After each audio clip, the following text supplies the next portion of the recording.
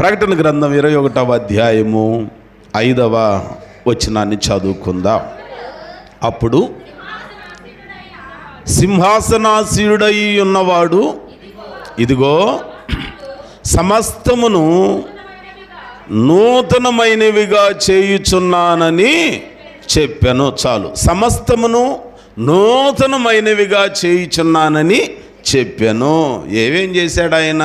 మొదటి వచనంలో చూస్తే నేను క్రొత్త భూమిని క్రొత్త ఆకాశాన్ని నేను చూచాను అని అంటాడు. సమస్తమును నూతనమైనవిగా చేయుచున్నానని దేవుడు భక్తుడైన యోహానుకు దర్శనమందు స్వరం వినిపిస్తే ఆ విషయాన్ని ఆయన జ్ఞాపకము చేస్తున్నాడు. ఈ దినాన మనం కూడా చూస్తున్నాం, చాలా స్థలాలలో అన్నీ నూతనమైపోతాయి. గుడికొన్న రంగు నూతనమైపోద్ది, వేసుకున్న బట్టలు నూతనమైపోతాయి, క్యాలెండర్ నూతనం అయిపోద్ది, ఇంటి పరిస్థితులన్నీ నూతనం అయిపోతాయి. ఇదేం సోద్యం, ఈ మధ్య డబ్బులు ఎక్కువైన తర్వాత ఇంట్లో ఉన్న మంచాలు కూడా బాగున్న ఎరగలా పగల్లా ఎక్కడ చెట్ల డబ్బులు ఎక్కువైనాయి కదా, అవన్నీ బయటపడేసి ఎక్స్చేంజ్ చేసి క్రొత్త కంటికి నచ్చిన మంచాలు తీసుకొస్తున్నారు. ఫ్రిడ్జ్ పాడవలా, సింగిల్ డోర్ అయితే లాభం లేదని డబుల్ డోర్ తెచ్చుకుంటున్నారు. డబ్బులు ఎక్కువైతే ఏం చేయాలి? ఎటువంటి చేసేది? 4 ఊళ్ళకు సువార్త అందించవచ్చుగా, 4 ఊర్లో దేవుని సేవ చేయించవచ్చుగా. నీకు డబ్బులు ఎక్కువైతే 4 రూపాయలు సేవకుని దగ్గర పెట్టి, అయ్యా ఈ ఊర్లో 2 రోజులు కోటాలు పెట్టి అనవచ్చుగా. అవి చేయట్లా. అందుకని భక్తుడు యెషయా భక్తుడు జ్ఞాపకం చేస్తూ అంటారు, మీరు వెళ్ళండి, ఎవరైనా నా ప్రేమను గురించి ప్రచురం చేయండి, మీరు వెళ్ళలేకపోతే వెళ్ళే వాళ్ళని పంపించండి. మీరేంటి వెళ్ళలేకపోతే కాదు, మీరు వెళ్ళగలిగి కూడా కంచాలకి మంచాలకి ఫ్రిడ్జులకి డబ్బులన్నీ పెట్టి అదేమనంటే నూతన సంవత్సరం బ్రదరు, కొత్త ఫ్రిడ్జ్ వచ్చింది, కొత్త మంచం వచ్చింది, కొత్త క్యాలెండర్ వచ్చింది, అన్నీ కొత్తవి వచ్చినాయి. మరి నీ శరీరం ఏమన్నా కొత్తదయిందే? ఏమండి అయిందా? అవల. కానీ ప్రకటన గ్రంథంలో భక్తుడైన యోహాను దర్శనమందు చూస్తా, ఆ పద్మాసు ద్వీపంలో దేవునికి ప్రియుడైన యోహాను కట అలాగుంది దర్శనంలో చూపిస్తుంటే ఆయనకు వినబడిన మాటలన్నీ ఆయన గ్రంథంలో పొందుపరుస్తూ చెప్తున్నాడు. ఇదిగో సమస్తమును నూతనమైనవిగా చేయుచున్నాను. ఈ 2024వ సంవత్సరంలో క్యాలెండర్లు నూతనం కాదు, బట్టలు నూతనం కాదు, దేవుడు మన అంతరంగం మనకున్న సమస్తాన్ని నూతనమైనవిగా చేయునుగాక. నూతనమైనవి కావాలి. గత సంవత్సరంలో కన్నీళ్లు, గత సంవత్సరంలో ఇబ్బందులు, గత సంవత్సరంలో నిందలు నిట్టూర్పులు అవన్నీ కొత్త సంవత్సరంలో తొలగిపోయి నూతనమైన ఆనందం మనకు కావాలి. దేవునికి స్తోత్రం. నూతనమైన ఆశీర్వాదం మనకు కావాలి. పోయిన 23వ సంవత్సరం చివరిలో కష్టాలతో కన్నీళ్లతో జీవితాన్ని కాపురాన్ని కొనసాగించారు కదా. ఈ 24వ సంవత్సరంలో అవన్నీ దేవుడు తొలగజేసి మనకి నూతనత్వాన్ని దయచేయాలి. ఇప్పుడు మనం నూతనం చేయబడాలి, నూతనత్వాన్ని పొందుకోవాలి. నూతనత్వాన్ని పొందుకోవాలని అంటే ఏం చేయాలి? పరిశుద్ధ గ్రంథంలో మనం జ్ఞాపకం చేసుకుంటేనండి, కొరింథీయులకు రాసిన 2వ పత్రిక కొరింథీ సంఘానికి పౌలు భక్తుడు ఉత్తరం రాస్తూ తన 2వ ఉత్తరములో 5వ అధ్యాయములో 17వ వచనంలో ఒక మాట అంటున్నాడు. చూడండి, 17వ వచనం. కాగా ఎవడైనను క్రీస్తునందు ఉన్న ఎడల వాడు నూతన సృష్టి, పాతవి గతించెను, ఇదిగో క్రొత్తవి ఆయను. చూసారా? అంటే ఇప్పుడు మనం నూతనం కావాలి, నవనూతనత్వాన్ని పొందుకోవాలి, క్రొత్తదనాన్ని మనం పొందుకోవాలి. మునుపులేని ఆనందం, మునుపులేని ఆశీర్వాదం, మునుపులేని ఆ గొప్ప సంతోషం ఈ 2024వ సంవత్సరంలో మనం పొందుకొని అనుభవించి అనేకులకు సాక్ష్యం ఇచ్చేటట్లుగా ఉండాలి అనంటే మనమంట క్రీస్తు యేసునందు ఉండాలి. ఎవరిలో ఉండాలండి? ఎవరిలో ఉండాలి?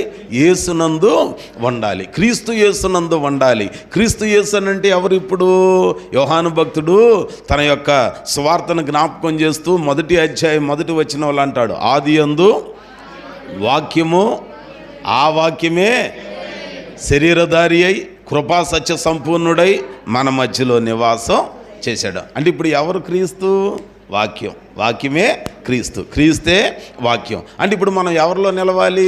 క్రీస్తునందు నిలవటం అని అంటే వాక్యమందు నిలవాలి. వాక్యమందు నిలవాలని చెబితే వాడు ఎవడో సండే స్కూల్ బొడ్డాడట ఇంటికి వచ్చి బైబిల్ తెరిచి దాని మీద నిల్చున్నాడంట.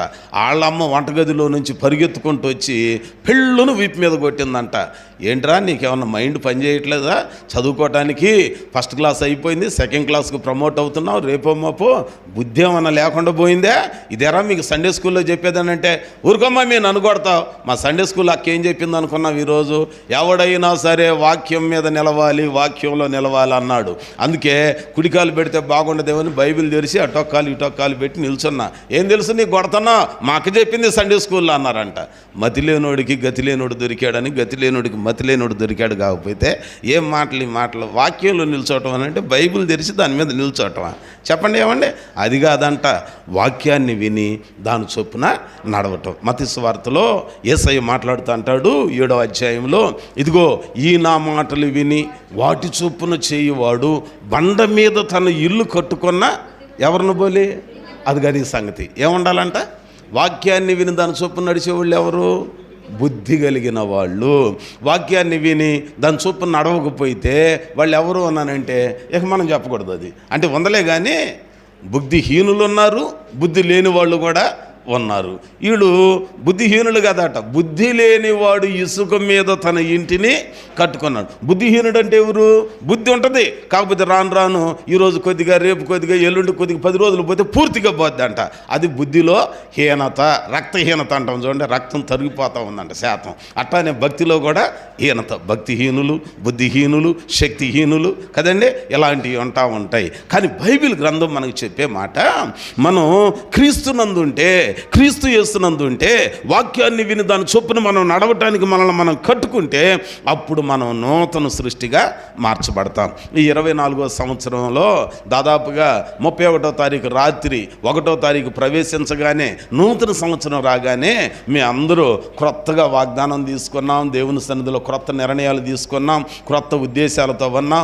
ఎవరు ప్రార్థన చేసినా ఏమనుకుంటామన్నానంటే, ప్రభువా నాకు నూతనమైన పరిస్థితులు దయచేయి, నా కుటుంబానికి నూతనత్వం కావాలి, నా ఆరోగ్య పరిస్థితి నూతనపరచబడాలి, నా రాబడి, నా పాడి పంటలు, నా స్థితిగతులు, వీటన్నిటితో పాటుగా నా భక్తి జీవితం కూడా నూతనపరచబడాలి అని మనం అందరం ప్రార్థన చేశాం. ప్రార్థన చేయటమే సరికాదు, కానీ ఆ నూతనత్వం కలగాలనంటే మనం వాక్యంలో నిలవాలి. ఏంటి నూతనత్వం పొందుకోవటానికి ఏం చేయాలి? పరిశుద్ధ గ్రంథంలో మనం జ్ఞాపకం చేసుకుంటే ఆదికాండం 32వ అధ్యాయంలో వద్దాం.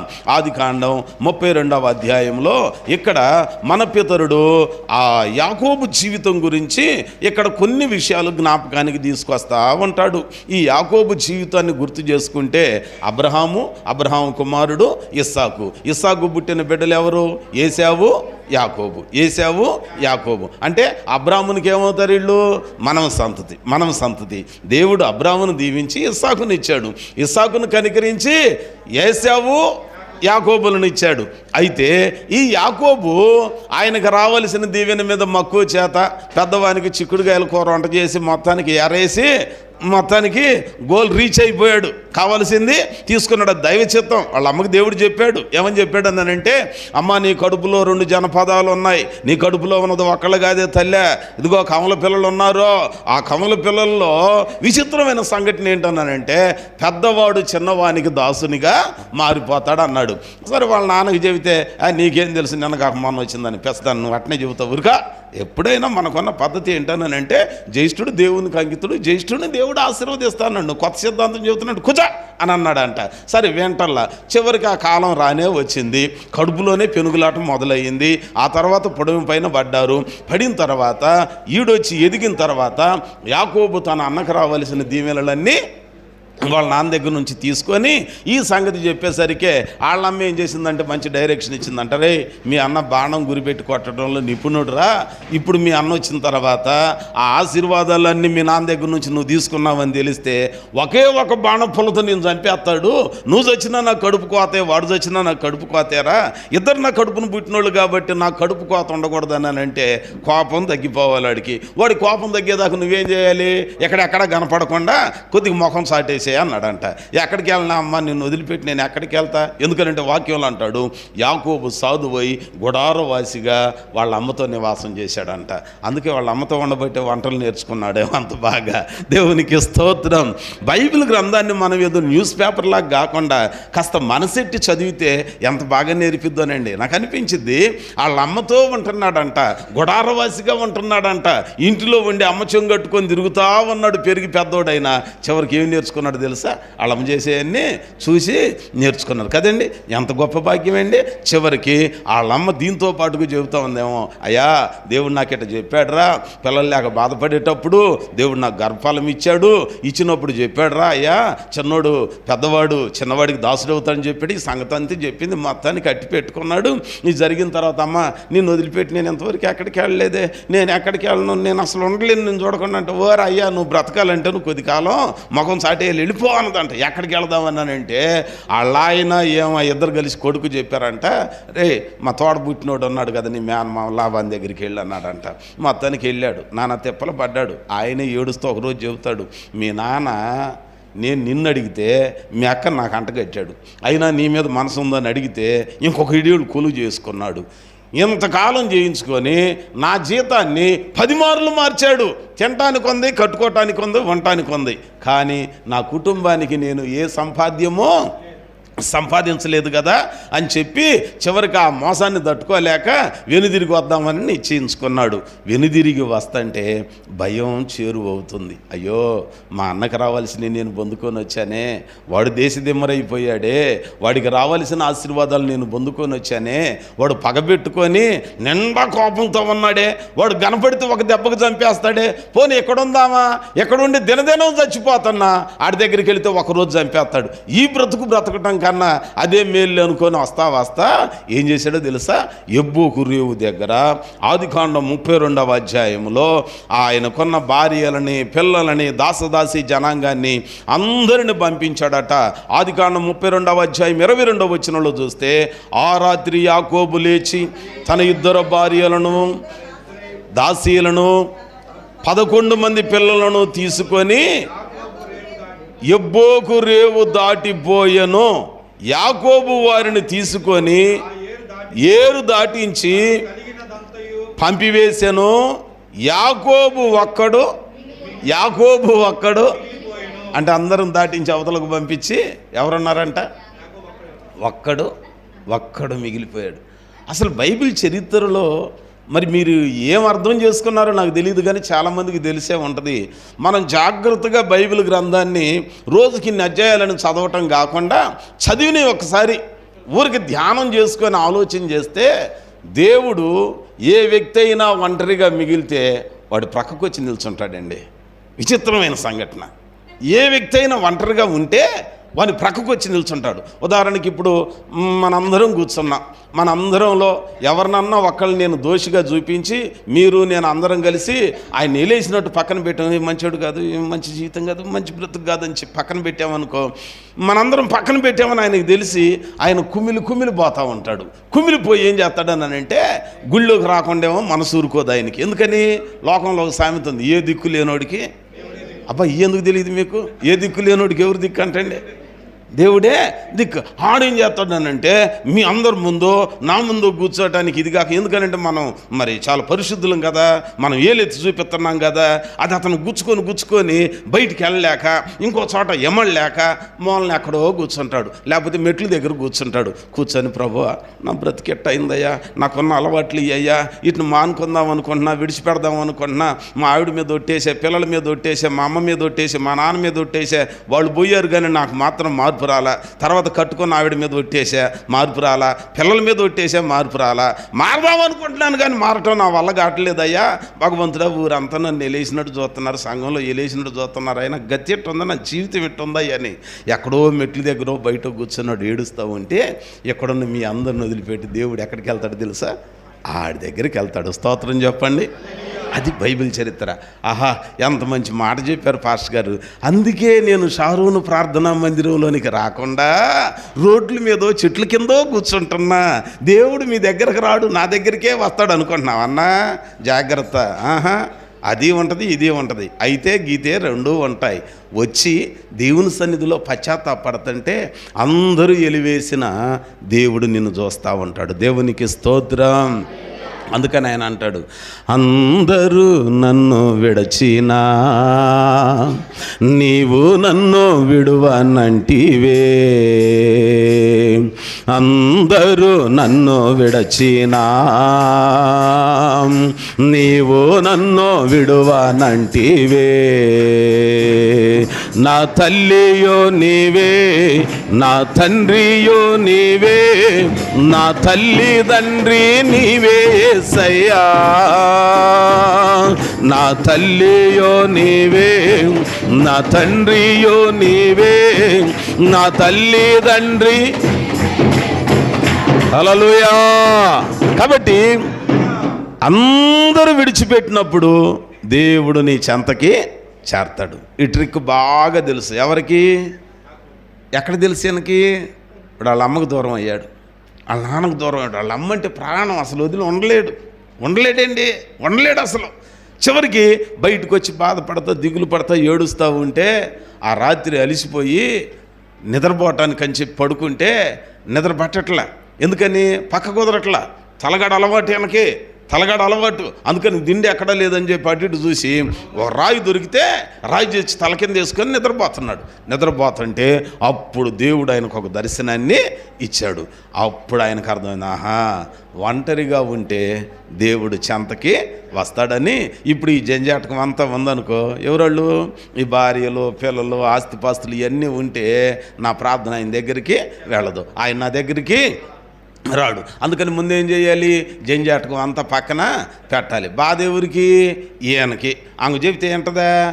మా నాన్న ఏంటనుకున్నావు, మా నాన్న నీకు పెట్టాడు, నిన్ను పోషించాడు, మీ అమ్మకి పెట్టాడు, ఓహో మీ ఇంటికి పెట్టాడు, వీళ్ళు వేరే కటింగ్ ఇస్తారు. అందుకని ఏం చేశాడంటే, అమ్మో ఇంత గర్వంతో ఉంటే కుదరదులేమ్మాయి, మీరు బదని నేను వస్తా అని చెప్పి వాళ్ళందరినీ ఏరు దాటించి తాను ఒక్కడే మిగిలిపోయాడంట. అందరిని ఏరు దాటించి మాదిపడి పంపించి, నువ్వు అక్కడ ముక్త్యాల్లో షారోన్ మందిరంలో ఎప్పుడన్నా ఉన్నావా? ఎటువంటి అనుభవం ఎప్పుడన్నా ఉందా? ఉంటే దేవుడు ఏం చేస్తాడో తెలుసా?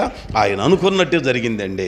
మొత్తానికి తాను అక్కడ మిగిలిపోయేసరికి దేవుడు నా కుమారుడు అక్కడే ఉన్నాడు, గుండె చెదిరిపోతాడేమో, ఏమన్నా అయిపోద్దేమో అని చెప్పి యాకోబును ప్రేమించి యాకోబు పట్ల ఒక ప్రణాళిక కలిగినాడు కాబట్టి అమాంతంగా దేవుడు ఆ రాత్రి ఆయన దగ్గరికి దిగి వచ్చాడు. దేవునికి స్తోత్రం. ఇదే నాన్న నువ్వు కూడా గుర్తుపెట్టుకో. అయిన వాళ్ళు కాని వాళ్ళు, కట్టుకున్నోళ్ళు, కడుపును పుట్టిన వాళ్ళు అర్థం చేసుకోకుండా నిన్ను వదిలిపెట్టారేమో. కొంచెం బాధ ఉంటుంది. ఏంటి పండగ దినాల్లో నా జీవితం ఎట్టాగైంది? అరే నేను పాలు పోస్తే నాకు విషంలాగా తయారయ్యారేంటి? అరే నేను పాలు పోస్తే, నేను నీళ్లు పోసి ప్రాణాన్ని కాపాడితే నా ప్రాణాన్ని తీయటానికి తయారయ్యారేంటి? వీళ్ళు మరణంలాగా నాకు మారిపోయారేంటి? ఏంటి విషం కక్కుతున్నారని చెప్పి నువ్వు బాధపడుతున్నావు. నన్ను ఒంటరిని చేశారే, అందరూ ఒంటరిగా వదిలిపెట్టారే, ఎవరు నన్ను అర్థం చేసుకోవట్లేదే, నేను మంచి చేస్తే నాకు కీడు చేస్తున్నారేంటి, చెడు చేయడానికి చూస్తున్నారేంటి అని చెప్పి ఆలోచన చేస్తే చెయ్యి. కానీ ఆలోచన చేసి నువ్వు చెడ్డోడిగా మారొద్దు, భయపడొద్దు, బాధపడొద్దు. ఆలోచన చేసిన నువ్వు దేవుని సన్నిధిలో మౌనంగా ఉంటే దేవుడు నీ చెంతకు దిగి వస్తాడు. దేవునికి స్తోత్రం. హల్లెలూయా. యాకోబు చెంతకు దిగి వచ్చాడు. అంతకుముందు యాకోబు జీవితంలో చీకటి, అంతకుముందు యాకోబు త్రోవలో భయంకరమైన సమస్యలు, అడుగడుగునా భయమే, అడుగడుగునా ప్రాణగండమే, అడుగడుగునా నెమ్మది లేని ఆలోచనలే.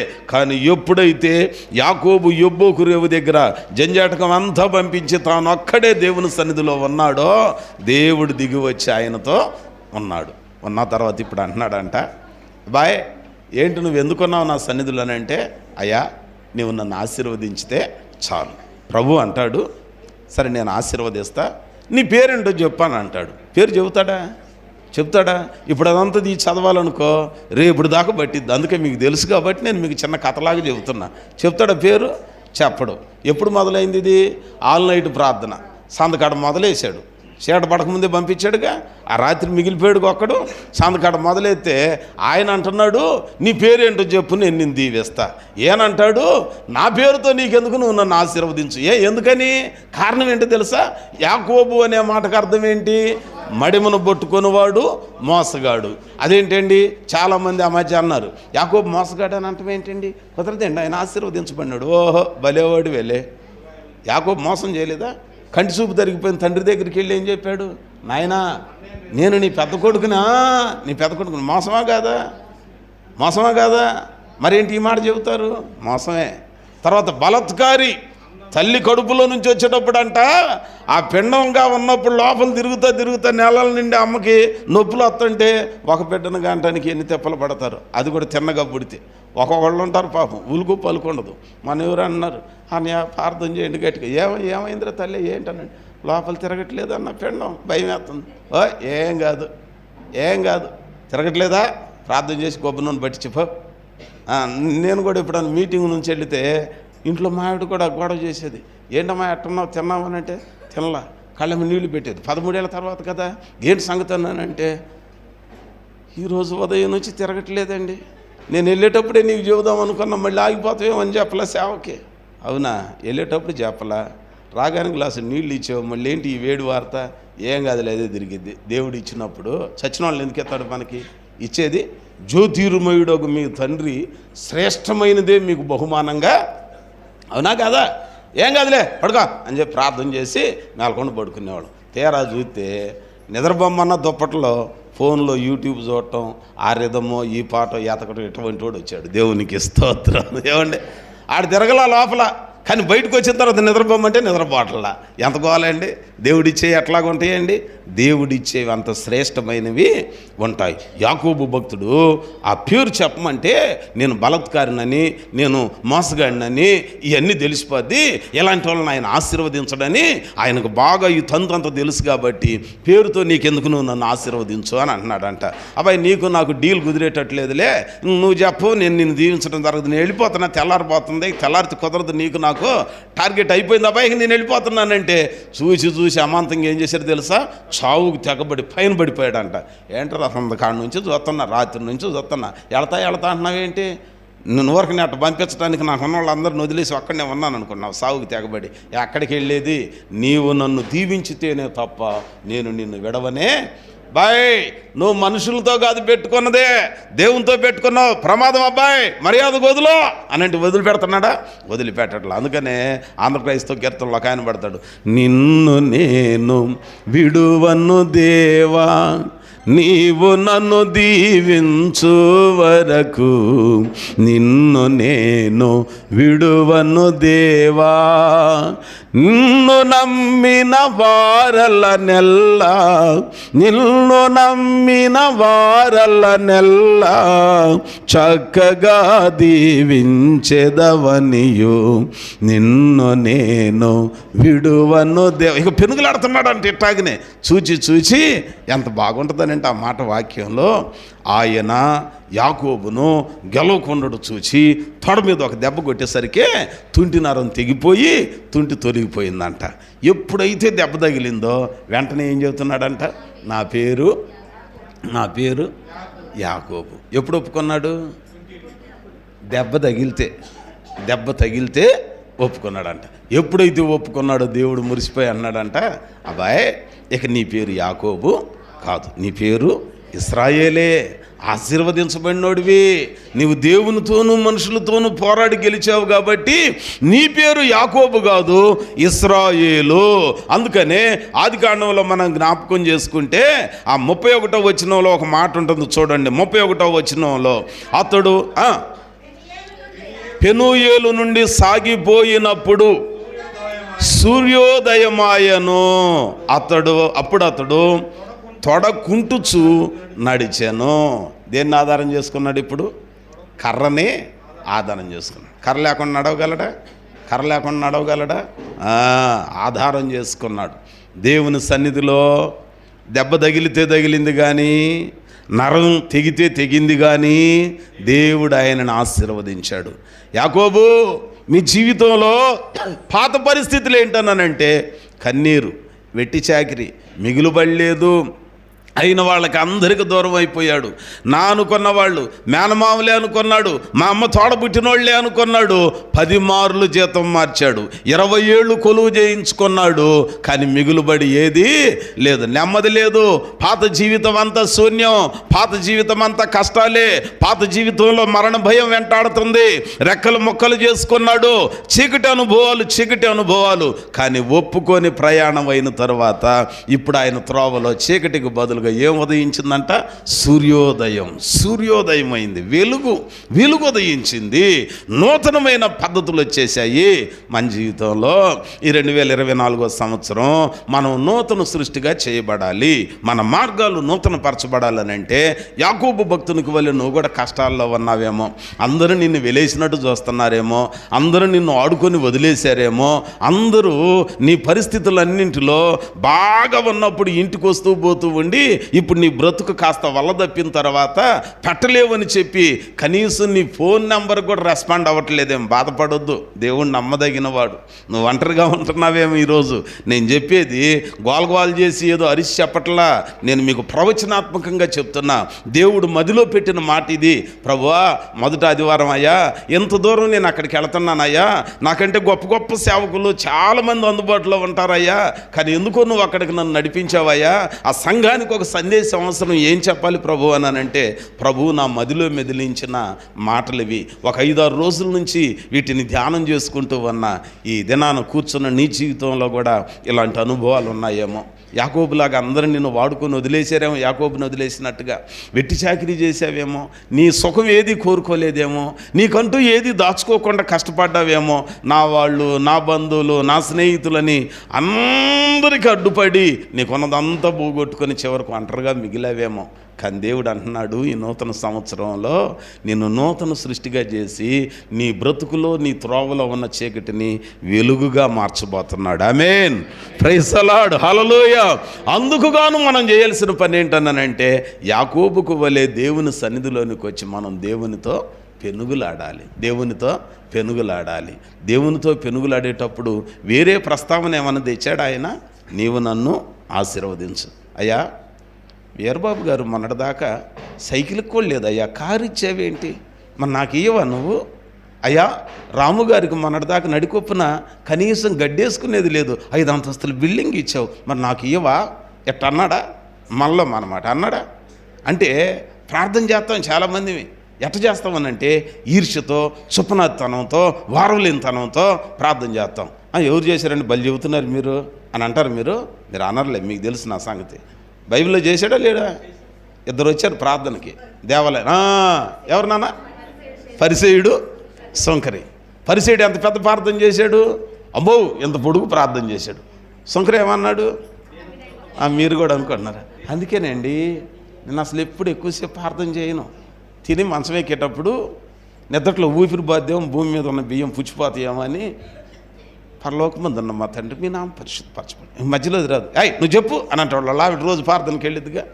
లేకపోతే పిల్లల్ని సండే స్కూల్లో మీకు బాబా అంకులు చెప్పట్లేదు, చెప్పరా, మధ్యలో చెప్పు, వీడికొస్తేనేగా మధ్యలోది, వీడికి రాదు. చివరిలో రాజ్యము, బలము, శక్తి, మహిమ నీకే అని అంటాడు. ఆమె నేను దుప్పటి గప్పి పడుకుంటాడు. ఎందుకంటే ప్రార్థన చేసేది? గబుక్కు నిద్రలో చాలామంది చచ్చిపోతున్నారు. నా ప్రాణం కూడా ప్రార్థన చేసుకుంటే ప్రాణం పోకుండా. ఎటువంటి కాదంట ప్రార్థనలో. దేవునికి స్తోత్రం. ఒకే ఒక్క మాట, పాపినైన నన్ను కరుణించు. పాపాలు ఒప్పుకోవాలి. యాకోబు జీవితంలో దేవుని సన్నిధానంలోనికి వచ్చి దేవుని సన్నిధిలో ఒక్కడిగా మిగిలిపోయి పెనుగులాడుతున్నాడు. దేవుడు నీకు ఒక మందిరం ఇచ్చాడు. నేను చెప్తా, నాకు లేదు ఈ భాగ్యం. ఏదో రేకులతో మందిరం, ఇంకొక చోట అయితే ఒక ఇంట్లో జరుపుకుంటున్నాం. హైందవుల మధ్యలో కన్వర్ట్స్ ఫ్యామిలీస్ ఇంట్లో జరుపుకుంటున్నాం ఆరాధన. పెదపాలెంలో పాకలో జరుపుకొని ఎట్నో దేవుడు కనికరించి సంఘం పెరిగిన తర్వాత ఒక బిల్డింగ్ వేసుకొని చక్కగా పరిచర్య చేస్తున్నాం. కొత్తపల్లిలో స్థలం తీసుకున్నాం, కానీ మందిరం కట్టడానికి అట్ట నిలబెట్టుకొని పరిచర్య సాగిస్తున్నాం. ఏమండి, కానీ దేవుడు మీకు ఒక మంచి భాగ్యం ఇచ్చాడు. ముందు మాకు సంఘం ఉంది, కానీ కూడుకోవటానికి మందిరం లేదు. కానీ దేవుడు మీకు విచిత్రమైన సంఘటన, మంచి మందిరాన్ని ఇచ్చాడు. ఇప్పుడు ఆ సంఘం వచ్చి ఏం చేయాలి? ఆ మందిరంలో ఏం చేయాలి? యాకోబులాగా నూతనత్వం నీకు రావాలని అంటే ఒకళ్ళతో నీకు పని లేకుండా ఎప్పుడు అవకాశం దొరికినప్పుడు ఏం చేయాలి? నువ్వు వచ్చి మందిరంలో కూర్చొని చెప్పండి, ఏం చేయాలి? ప్రార్థన చేయాలి. ఆ ప్రార్థన కూడా ఏం చేయాలనంటే మన పాపాలను మనం ఒప్పుకోవాలి, మన లోపాలను మనం ఒప్పుకోవాలి, మనల్ని మనం దిద్దుబాటు చేసుకోవాలి. దేవుని సన్నిధిలో మన తప్పిదాలను మనం ఒప్పుకొని యాకోబులాగా దేవునితో పెనుగులాడితే దేవుడు తప్పకుండా నీ జీవితానికి 24వ సంవత్సరం ఆశీర్వాదకరమైనదిగా మారుస్తాడు. దేవునికి స్తోత్రం, హల్లెలూయా.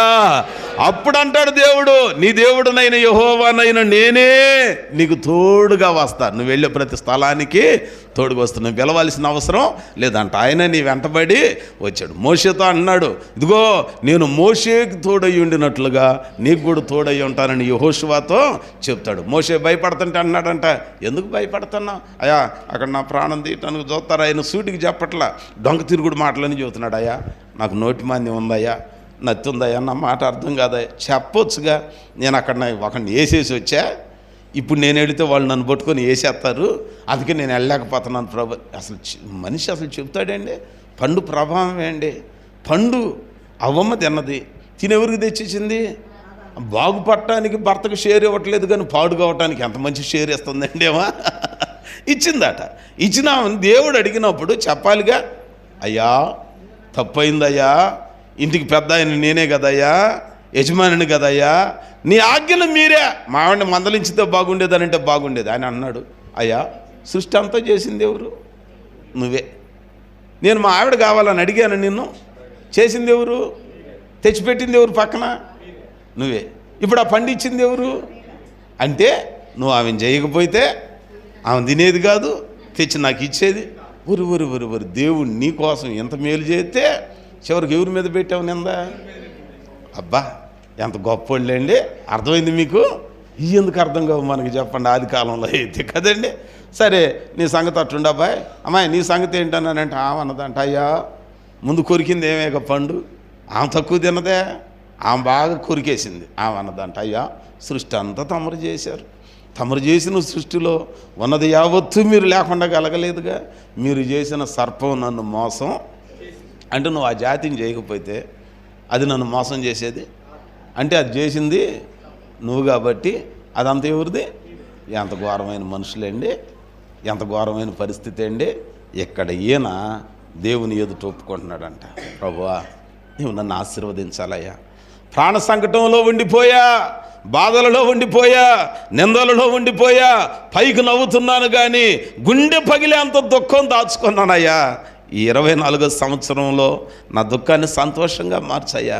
చీకటి అనుభవాలలో ప్రయాణం చేస్తున్నానయ్యా, నాతోనే ఉంటున్నారు కానీ మరలా నన్ను గాయపరిచే పరిస్థితులుగా ఉంటున్నాయ్యా, ఏం అర్థం కావట్లేదు ప్రభువా, నీవే నా దిక్కయ్యా. ఆయన సన్నిధిలో మనం వేడుకుంటే అప్పుడు దేవుడు యాకోబును ఇశ్రాయేలుగా చేసి చీకటి త్రోవలో వెలుగు ఉదయింపజేసినట్లుగా నీ జీవితంలో కూడా ఒక నూతనమైన ఆ నూతనత్వాన్ని దేవుడు నీకు దయచేస్తాడు. ఎప్పుడనంటే ఆయన ఎదుట మనల్ని మనం మన పాపాలను ఒప్పుకొని దిద్దుకొని ఆయనతో పెనుగులాడినప్పుడు. కాబట్టి మనం కూడా ఏం చేయాలి? సమయం దొరికినప్పుడల్లా మందిరంలోనికి వచ్చి ఏం చేయాలి? ఏం చేయాలండి? ప్రార్థన. ఆ ప్రార్థన ఏంటి? ఏదో 2 మాటలు ముక్కు మీద పెట్టుకొని టప మాట్లాడి వెళ్ళటం కాదంట. నీ సమస్య ఏదో దానికోసం నువ్వు ప్రార్థన చేయాలి. అందరూ పనికి వెళ్ళే టైంలో హడావుడిగా కలుపుకొని 2 ముద్దలు తినేసి వెళ్తాం. అదేనంటే అమ్మ మేస్త్రం వెళుతుందమ్మా, ఆటో ఆడబెట్టింది, ఆగు టప 2 ముద్దలు తింటాం.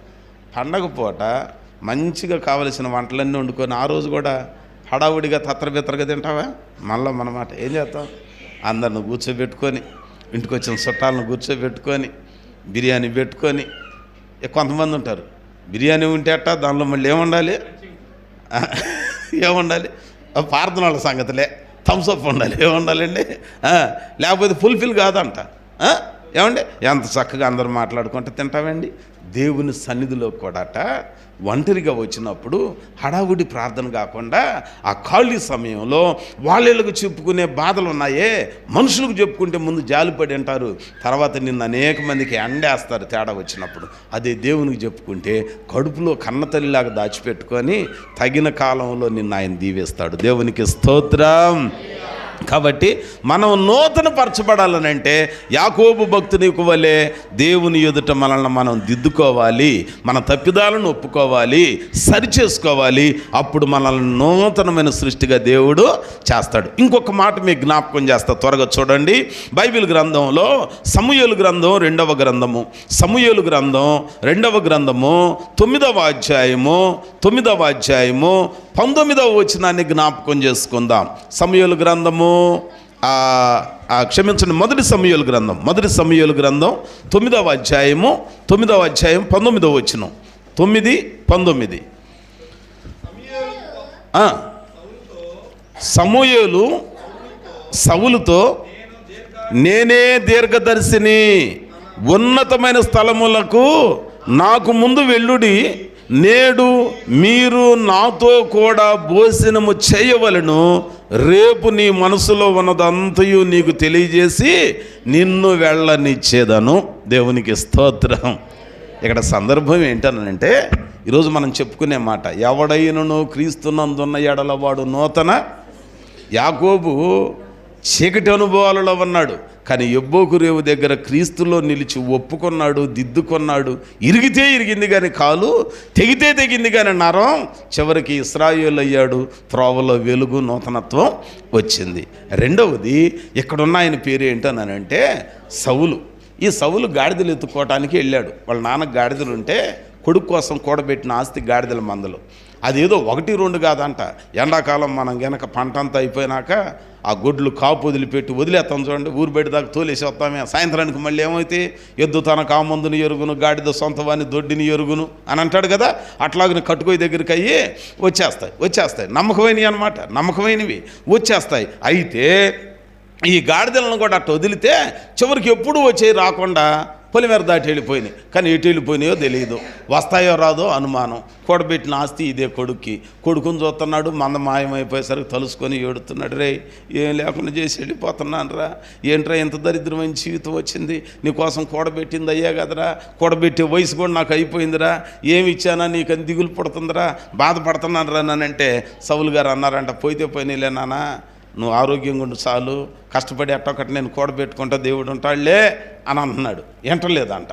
వినకుండా బాధపడుతుంటే ఈ బాధ తట్టుకోలేక పనివాడిని తీసుకొని కత్తి దారిలో తినడానికి బచ్చం కట్టుకొని కొద్ది దారి ఖర్చులు సిద్ధం చేసుకొని, రే పోయిన ఆస్తి కోసం గాక మా కోసం దిగులు పడుతున్నాడు నాన్న, వెళ్ళి ఎత్తుక్కొద్దాం పదా అని అంటాడు. అటు తిరిగి ఇటు తిరిగి తెచ్చుకున్న బత్యం అయిపోయింది, సద్యంతా అయిపోయింది, డబ్బులన్నీ అయిపోయినాయి. ఇప్పుడు అన్నాడంట, సౌలు గారు చెప్తున్నాడు, ఏమని చెబుతున్నాడు తెలుసు, రే పోయిన ఆస్తి కోసం గాక మంచంలో ఉన్న మా నాన్న గతి ఎట్టుందో, ఉన్నాడో ఊడిపోయాడో దిగులతో ఎట్టున్నాడో, నాకెందుకు నాన్న మీద బెంగడుతుంది, వెళ్ళిపోదాం పదా అన్నాడంట.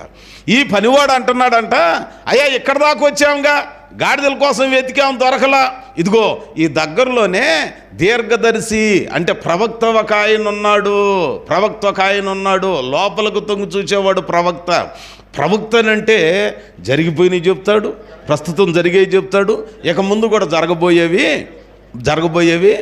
చెప్తాడు.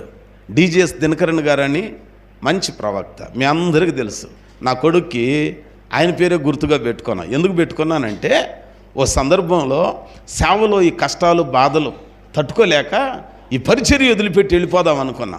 గుంటూరు గుంట గ్రౌండ్లో రాత్రి సభలు జరుగుతున్నాయి, పగలేమో ఉల్పాల్ ఐర్ హాల్ ఏసీ కాలేజ్ హాస్టల్స్ ఉన్నాయి కదా, ఆ గ్రౌండ్లో డే టైం జరుగుతుంటే వెళ్ళా, ప్రభువా ఒక మంచి ప్రవక్తని మా ప్రాంతానికి తీసుకొస్తున్నావు, తమిళనాడు నుంచి మద్రాసు నుంచి ఇదిగో మా ఆంధ్ర ప్రాంతానికి, అందున మా గుంటూరు నడిబొడ్డుకు తీసుకొస్తున్నావు, నీవు నిజంగా నన్ను సేవకు ఏర్పాటు చేసుకున్నదైతే ఆ దైవ సేవకుని ద్వారా నాతో ఒకసారి మాట్లాడాయా, నా పరిస్థితి ఎట్లాగున్నది, సేవకు వచ్చా, కరెంటు పనులు మానేసా, డీజిల్ ఇంజన్లు చేసుకోవటం మానేసా, సంపూర్ణ సేవ అన్న, చదువు లేదు, ఉద్యోగం లేదు, ఏమీ లేదు, సేవే అనుకొని వచ్చానయ్యా, నేను బ్రతకటమే కష్టమైపోయింది, కట్టుకున్నానికి కూడా కడుపు నిండా పెట్టే పరిస్థితి లేదయ్యా, ఎందుకో నా పరిస్థితి ఇట్టగా అయిపోయింది ప్రభు అని ఏడుస్తా ఆ మీటింగ్లకు వెళితే 2 రోజులు అయిపోయినాయి, 2 రాత్రులు అయిపోయినాయి, 2 పగళ్ళు అయిపోయినాయి, ఇక లేదు ఆఖరి రోజు మూడవ రాత్రి జరుగుతుంది.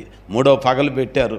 అయ్యా, ఇక నువ్వు నిజంగా నన్ను ఏర్పాటు చేసుకున్న పరిస్థితులు నాకేమీ తెలియట్లేదని చెప్పి పగలు మీటింగ్ జరుగుతుంటే దూరంగా గుంపుకి ఎడంగా వెళ్ళిపోయి హయ్యరు దూరం 2 వేప చెట్లకు ఉయ్యలు కట్టుకొని పగల ఉయ్యల్లో ఆ చెట్ల నీళ్ళలో ఉండి రాత్రి గుంటూరు ఇక బొంగరాలు బీడు చుట్టుకుంట ఆ ప్రాంతాల్లో సువార్తను చెప్పేవాడట. ఆ చెట్టు మొదలు దాదాపు పెద్ద మ్రాను అనమాట, పెద్ద వృక్షం అది. ఆ మొదల్లో కూర్చొని నేను అక్కడిని తనివి తీరా ఏడ్చుకుంటున్నా, ప్రభువా నేను తొందరపడి వచ్చానా ఏంటి ప్రభు, నా పరిస్థితి ఎట్లాగునైంది, సేవకని వచ్చి అన్ని కష్టాలు అన్ని ఇబ్బందులే, నా పరిస్థితి ఏం అర్థం కావట్లే, ఎదుగు బదుగు లేదు ప్రభు అని ఏడుస్తుంటే చివరిలో ప్రసంగం అంతా అయిపోయి లాస్ట్లో ప్రార్థన చేస్తూ దైవజనుడు ఎక్కడో సహోదరుడు ఉన్నాడు. అతడిట్టు అనుకుంటున్నాడు మనసులో, దేవుడు నన్ను సేవకు పిలిస్తే నాకు ఎందుకు ఇన్ని కష్టాలు, ఆయన పిలవలేదేమో అనుకుంటున్నాడు. అతని పేరు ఎలైసా. ఇదిగో సభలో లేడు, అతను దూరంగా కూర్చున్నాడు. సహోదరుడా, దేవుడు నిన్ను పిలుస్తున్నాడు, దేవుడు నిన్ను ప్రత్యేకమైన పని కోసం ఏర్పాటు చేసుకున్నాడు, నువ్వు ఎక్కడ నిల్చుంటే అక్కడ దేవుడిని పక్షా నుండి కార్యాలు చేస్తాడని మాట్లాడుతుంటే నాకు తెలియకుండా స్టేజ్ మీదకి వెళ్ళిపోయా. నా గతం చెప్పాడు, ప్రస్తుతం ఏడుపు చెప్పాడు, ముందు కాలంలో పరిచర్య ఎట్టుంటుందో చెప్పాడు. అది ప్రవచనం యొక్క ప్రభావం ఏంటనంటే పాతవి చెప్పాలి, ప్రస్తుతం చెప్పాలి, ఇక ముందు జరగబోయేవి కూడా. ఆ రోజున స్థిరపరచబడి దేవుని దయలో ఎట్లాగనున్నా ఆ తర్వాత దేవుడు నాకు కొడుకునిస్తే ఆ దైవ సేవకుని పేరు జ్ఞాపకంగా ఉండటానికి శామ్యూల్ దినకరన్ అని పిల్లోడికి పేరు పెట్టుకున్నా. దేవునికి స్తోత్రం చెప్పండి. అందుకనే కొరింథీ సంఘంలో ఒక మాట అంటాడు, చూస్తారా మాట? కొరింథీ సంఘానికి ఉత్తరం రాస్తూ ఆయన ఒక శ్రేష్టమైన మాట చెప్తూ అంటాడు, ఆ సంఘం యొక్క పరిస్థితులలో ఏమేమి కావాలో, ఎట్లాగున ప్రార్థన చేయాలో అన్నీ చెప్తూ ఒక సందర్భం వచ్చేసరికి అంటాడు, మీలో ఎవరైనా సరే 14వ అధ్యాయం 1 కొరింథీయులకు రాసిన పత్రిక 14వ అధ్యాయంలో జ్ఞాపకం చేసుకుంటే నేను చదువుతున్నాను, మీరు చూసుకోనండి. ప్రేమ కలిగి ఉండుటకు ప్రయాసపడుడి, ఆత్మ సంబంధమైన వరములను ఆసక్తితో కోరుకోండి, అపేక్షించండి, విశేషముగా మీరు ప్రవచన వరమును అపేక్షించుడి. ఎందుకనగా భాషతో మాట్లాడువాడు మనుషులతో కాదు దేవునితో మాట్లాడుచున్నాడు. మనుషుడు ఎవడును గ్రహింపడు గాని వాడు ఆత్మ వలన మర్మములను పలుకుచున్నాడు. క్షేమాభివృద్ధియు హెచ్చరికయు ఆదరణయు కలుగునట్లు ప్రవచించువాడు మనుషులతో మాట్లాడుచున్నాడు. ఏం చేయాలంట? ప్రవచనం ఎట్లాగని ఉండాలంట? ఏమండి ఎట్లాగని ఉండాలంట? ఆదరణ కలగాలి. తర్వాత ఇంకేం చెప్తాడో తెలుసండి, భాషతో మాట్లాడువాడు 4వ వచనం తనకే క్షేమాభివృద్ధి కలుగు చేసుకున్నాడు కానీ ప్రవచించువాడైతే ఏంటంటది? ఇప్పుడు దైవజనుని ద్వారా వచ్చిన ప్రవచనం నాకు వ్యక్తిగతంగానే కాకుండా నేనున్న సంఘానికి క్షేమాభివృద్ధి, ఈరోజు సమాజానికి క్షేమాభివృద్ధి, వెళ్ళే ప్రతి ప్రాంతానికి అది క్షేమాభివృద్ధిగా మారిపోయింది. కాబట్టి ఇప్పుడు మనం కూడా ఏం చేయాలి? ప్రార్థన, ప్రభువా నాకు కూడా ఈ వరాన్ని దయచేయి. ఆ వరం ఎట్లాగున ఉండాలి అని అంటే, ఓ వ్యక్తి ఎదుటికి వస్తే అతను ఎవరో నాకు తెలియదు, కానీ అతని గతం ఏంటి, ప్రస్తుతం ఏ స్థితిలో ఉన్నాడు, ఇక ముందు నువ్వు పెట్టబోతున్నావు, 3 విషయాలు నాకు చూపించు ప్రభు అని మనం కోరుకోవాలి. అందుకని ఆయన అన్నాడు, అది వద్దంటలా, అపేక్షించండి, కోరుకోండి, అడగండి, కానీ 3 ఉండాలి: భూత, వర్తమాన, భవిష్యత్ కాలాలు. అయితే ఇక్కడ కూడా దీర్ఘదర్శి సమూయేలు భక్తుడు ప్రవక్త, ఆయన జరిగింది చెబుతున్నాడు, జరగబోయేది చెబుతున్నాడు, ప్రస్తుతం జరుగుతుంది కూడా చెప్తున్నాడు. ఇప్పుడు ఆయన దగ్గరికి వెళ్దామయ్యా, ఈ దగ్గరలోనే ఉన్నాడు దీర్ఘదర్శి ప్రవక్త, వెళదామయ్యా అని అంటే అప్పుడు ఆయన అంటాడట, సౌలు రే ఆయన సేవకుడు అంటున్నావురా పనివాడా, సేవకుడి దగ్గర కుడి చేతులతో ఎట్ట వెళ్తాం అంటే ఇందులో మనం అర్థం చేసుకోవాల్సింది, నీ దేవుడైన యెహోవా నిన్ను ఆశీర్వదించి నీకు 1 సంవత్సరం అనే దయాకిరీటం ఇచ్చి పంటనిచ్చాడు కాబట్టి నీవు ఆయన సన్నిధిలో తప్పక కనపడాలి. కనపడేటప్పుడు ఉట్టి చేతులతో నీవు కనపడకూడదు. దేవునికి స్తోత్రం. అది ఆయనకి తెలుసు అంటున్నాడంట, రే ఏం లేదు ఉట్టి చేతులతో ఎట్లాగ వెళదామరా నాయన అని అంటే అప్పుడు ఆయన అంటాడంట, బాబు తమరికి అభ్యంతరం లేకపోతే నా యొద్ద 1/4 తులం వెండి ఉంది. ఎంత ఉందంటే అండి? పావుతులం వెండి ఉంది, అరువు తీసుకో, ఇంటికి వెళ్ళి నాకు ఇచ్చేయి బాబు, నీ బానిసం ద్వారా నా మాటిన ద్వారా ఇక్కడ దాకా వచ్చాం కదా నాయన, మేలు జరిగిద్ది నాయన అన్నాడంట. సరే వీడు ఎంతగా చెబుతున్నాడు, సరే పదరా వెళ్దాం పదానంటే మొత్తానికి ఊరికి వచ్చి అడుగుతున్నాడంటమ్మా, ఇక్కడ దేవుని సేవకుడు ఉన్నాడే, దీర్ఘదర్శి ఉన్నాడు, ఆయన నీళ్ళు ఎక్కడ అంటే, ఎవరు ఆడపిల్లలు నీళ్లు చదువుకుంటా, అబ్బాయి అంత అదృష్టవంతులు అన్నా మీరు, ఆయన ఎప్పుడు ఏ ఊరిలో ఉంటాడో తెలియదు, మొత్తానికి ఈరోజే వచ్చాడు, మీరు కూడా ఈరోజే వచ్చారు, కాళ్ళు కొట్టుకుంటా గదుగదుగా మిద్దె మీద ఉంటున్నాడు అని అన్నారంట. వెళ్ళేసరికి అప్పుడు చెబుతాడు, వీళ్ళిద్దరం చూడగానే అంటున్నాడంట దైవజనుడు, బాయ్ రేపు నీ మనసులో ఉన్నదంతా నేను చెప్పేస్తా, కానీ ఈ రాత్రి నాతో కూడా మీరు భోజనం చేసి ఇక్కడే ఉండండి. ఉన్నారుగా, దేవుని సేవకునితో రాత్రి కలిసి భోజనం చేశారు, కలిసి సహవాసం చేశారు. ఆ రాత్రి అక్కడే భోజనం చేశారు, ఆ రాత్రి దైవ సేవకునితో సహవాసం చేశారు. ఉదయాన్నే ఇక ఆయన ప్రార్థన చేసి చెప్తా ఉన్నాడంట, అబ్బాయి నువ్వు వెళ్ళేసరికి నీ గాడిదలో కట్టుకోయి దగ్గర నిల్చుంటాయి, నీకు 2 సూచనలు చెబుతున్నా అని చెప్పి ఏం చెబుతాడంట. ఏమని చెబుతాడో తెలుసా? చూడండి ఒకసారి 10వ అధ్యాయంలోనికి రండి. 10వ అధ్యాయము సమూయేలు గ్రంథం, మొదటి గ్రంథం 10వ అధ్యాయము 2వ వచనంలో అంటాడు, నీ వెదగబోయిన గార్ధములు దొరికినవి, నీ తండ్రి గార్ధముల కొరకు కాక నీ కొరకు బాధపడుతున్నాడు, తొందరగా వెళ్ళు అని చెబుతారంట. తర్వాత 2వ సూచన 5వ వచనంలో అంటున్నాడు, ఇలాగున నువ్వు పోవచ్చు, ఫిలిష్తీయుల దండు కాపువారుండు దేవుని కొండకు చేరుదువు, అచ్చట నీ కొంతమంది ఎదురు అవుతారని, ఇదిగో సితారా వాయించు వారి వెనుక ఉన్నతమైన స్థలముల నుండి దిగివచ్చు ప్రవక్తల సమూహము నీకు కనబడును, వారు ప్రకటన చేయించు వత్తురు. 6వ వచనంలో అంటున్నాడు, యెహోవా ఆత్మ నీ మీదికి బలముగా నీవు వారితో కలుసుకొని ప్రకటన చేయించుండగా క్రొత్త మనసు, చూసారా, క్రొత్త ఏడు మొదలు పెట్టేను మన బ్రతుకునందు, క్రొత్త ఏడు మొదలు పెట్టేను. ఎప్పుడు మొదలు పెట్టేది క్రొత్త ఏడు?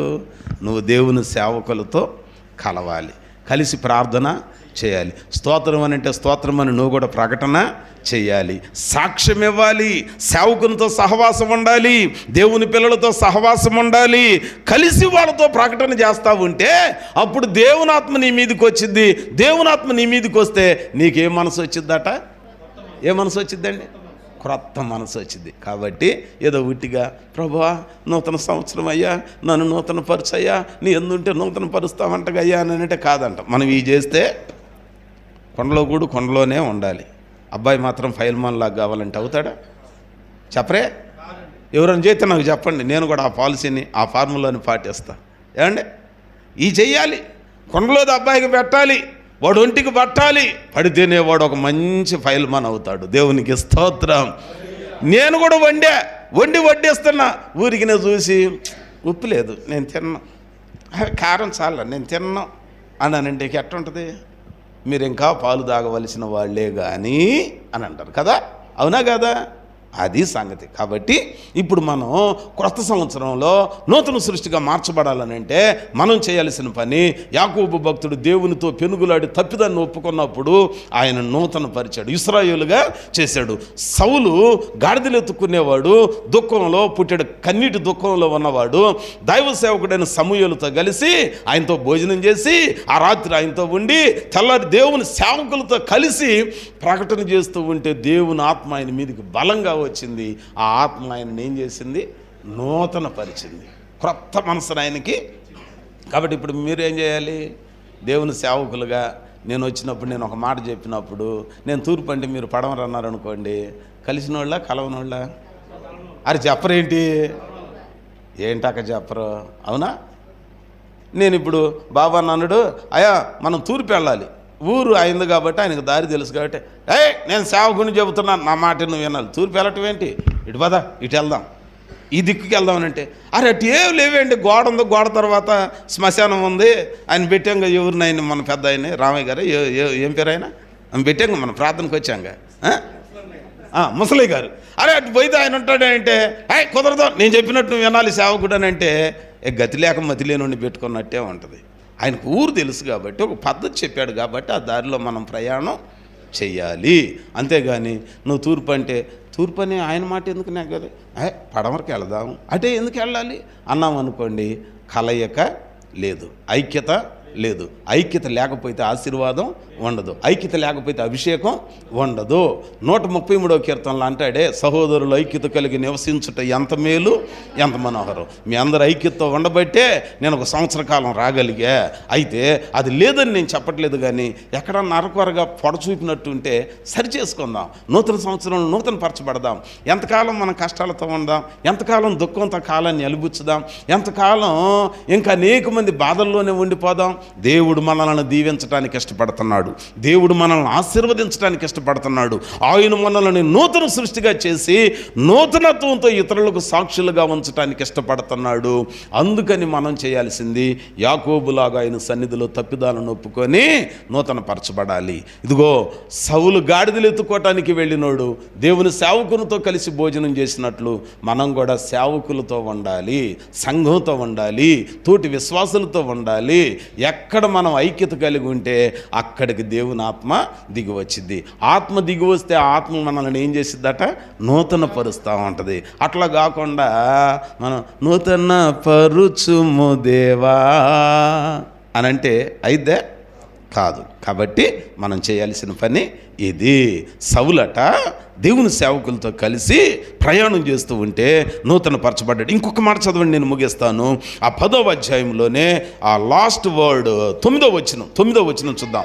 అతడు సమూయేలు యొద్ద నుండి, అనగా దైవ సేవకుని యొద్ద నుండి వెళ్ళిపోవుటకై తిరుగగా దేవుడు అతనికి క్రొత్త మనస్సు అనుగ్రహించెను. ఆ దినముననే ఆ సూచనలు అతనికి కనబడిన. కాబట్టి ఈ రోజు నుంచి మనకు కూడా ఏం కనపడాలి, క్రొత్త మనసు వచ్చినట్టు ఏం కనపడాలి, మనకి సూచనలు కనపడాలి. దేవునికి స్తోత్రం. నేను చూసుకుంటా వచ్చినప్పుడు ఎంతమందికి ప్రార్థన చేశామో, ఇప్పుడు వాళ్ళ పరిస్థితులు ఎట్టాగా ఉన్నాయో నేను కూడా చూసుకుంటా. సూచనలు నేను కూడా చూసుకుంటా. ఎవరైనా సరే గోపురం కట్టను ఉద్దేశించినోడు కూర్చోవాలట, కూర్చొని ఇటు దగ్గర ఉన్నది ఇది రాసి ఎదురు పోసుకొని కట్టడానికి ఎంత, ఇది తగులుబడి ఎంత, మిగులుబడి ఎంత లెక్క చూసుకోవాలంట. లెక్క చూసుకోకుండా దేవుడే చూస్తాడని పెడితే చివరికి ఏరు కాస్త సముద్రం అయ్యిద్ది. లేక అడ్రస్ లేకుండా పోవలసి ఒక సూచన ఉండాలి. మనల్ని మనం చూసుకోవాలి. దేవుడే ప్రతిరోజు ఒక్కొక్క పని చేసి ఆ దినం ఆయన చేసిన పని ఎట్లాగునున్నదో ఎనుదిరిగి చూసుకొని ఇది మంచిది అని ఆయనకు అనిపించిన తర్వాత దాన్ని బ్లెస్ చేశారంట. నువ్వు ఉండు, ఆదివారం నువ్వు ఉండు, సోమవారం నువ్వు ఉండు, మంగళవారం నువ్వు ఉండు. మనం ఏమన్నాం, అమ్మో బుధవారం పుట్టుపుల్లి ఆయన బయటకు పంపి, మా అమ్మాయి నేను పంపించనయ్యా, అవసరం ఇడాకులు ఎత్తా, నేను పంపించను. భలే వాళ్ళు ప్రార్థన చేసాడు, ప్రార్థనే ఇదే కుదరదు అని అనకూడదంట. దేవుడు ప్రతిరోజుని ఏం చేశాడంట, చెప్పరేంటి, మంచిదిగానే. కాబట్టి మనం కూడా సూచనలు వెతుక్కోవాలి. ఈరోజు నుంచి మీరు ప్రార్థన చేయాలి, ప్రభువా నాకు కూడా ప్రవచించే వరాన్ని ఇవ్వు, కానీ జరిగిపోయింది నాకు చూపించు, ప్రస్తుతం జరిగేది నేను చూస్తున్నా, ఇక ముందు జరగబోయేది కూడా నాకు చూపించు. అది ఫుల్ఫిల్ అయినట్లు. నేను కూడా దేవుని సన్నిధిలో చాలామందికి మీరు వచ్చినప్పుడు నేను ప్రార్థన చేస్తూ ఉంటా. చేయించుకున్న వాళ్ళకి ఎన్నోళ్ళకి వాళ్ళకి గుర్తుండిపోయాయి. వాళ్ళు ఎవరో నాకు తెలియదు, వాళ్ళ పేర్లు నాకు తెలియదు, కానీ రాగానే చేతి క్రిందకి దేవుడు నా హృదయంలో వాళ్ళ పరిస్థితులు చెబితే నేను ప్రార్థన చేశాను. ప్రభువా వీళ్ళ జీవితంలో ఈ కష్టాలు ఉన్నాయి, బ్రతుకులు ఉన్నాయి. ఆ వచ్చినప్పుడు ఆ అమ్మాయి ముఖంలో ఎంత ఆనందం కనపడేదో, కానీ చేసి ప్రార్థన చేసేటప్పుడు ఆ గుండె నిండా దుఃఖం, నెమ్మది లేని పరిస్థితి చూసి ఆశ్చర్యపోయి ప్రార్థన చేసేవాడిని. మీలో చాలామందికి అట్లా చేయించుకున్నారు. నేను ఎరుగుదును ఆ సంగతి, నేను ఎరుగుదును. దేవుని సన్నిధిలో మనం అలాంటి వరం కోసం ఏం చేయాలట, క్రొత్త సంవత్సరంలో అపేక్షించాలి. విజ్ఞాపన చేసేవాళ్ళు లేవాలి, సంఘంలో ప్రార్థనాపరులు లేవాలి, ప్రవచించేవారు లేవాలి, ఆరాధన చేయటానికి కొంతమంది లేపబడాలి. దేవుని సన్నిధిలో ఈ నూతన సంవత్సరంలో ఈ సూచనలు కనపడాలి. మనోళ్ళు కొంతమంది దూరాన్ని నుంచి వస్తున్నారు, చెల్లెళ్ళు కమ్మింగ్ సిట్టింగ్ గోయింగ్ కాదు, వాళ్ళు కూడా ప్రార్థనాపరులుగా ఎదగాలి. సంఘంలో ప్రార్థన చేయాలి. అమ్మోళ్ళు వస్తున్నారు, ఎప్పుడు అనాది కాలం నుంచి నేను వచ్చిన ఆ రోజు నుంచి ఉందమ్మ, ప్రార్థన చేయాలి, దేవుని సన్నిధిలో ఎదగాలి. ఎంతకాలం మీరు వచ్చి కూర్చొని వినేలటమేనా? దేవుని సన్నిధిలో మీరు కూడా ప్రార్థన చేసి ప్రకటన చేయాలి. సౌలు దేవుని సేవకుడు చెప్పగానే ఆ సూచన మొదటిగా ఎట్టానంటే, ఆ సేవకులు కనపడగానే వారితో కలిసి ఈయన కూడా ప్రకటన చేయించు ఉండగా యెహోవా ఆత్మ ఆయన మీదకి బలంగా వచ్చింది. ఆ తర్వాత ఏం మనసు వచ్చింది ఆయనకి? అది సంగతి. అట్నే చెబుతాడులే, ఏదో బాప్తీసం తీసుకున్నాం కాబట్టి అలాగ నెడదాం ఇలాగ నొద్దాం అనుకుంటే ఆత్మాభిషేకం ఉండదు. అది లేకపోతే క్రొత్త మనసు అంతకన్నా రాదు. దేవునికి స్తోత్రం.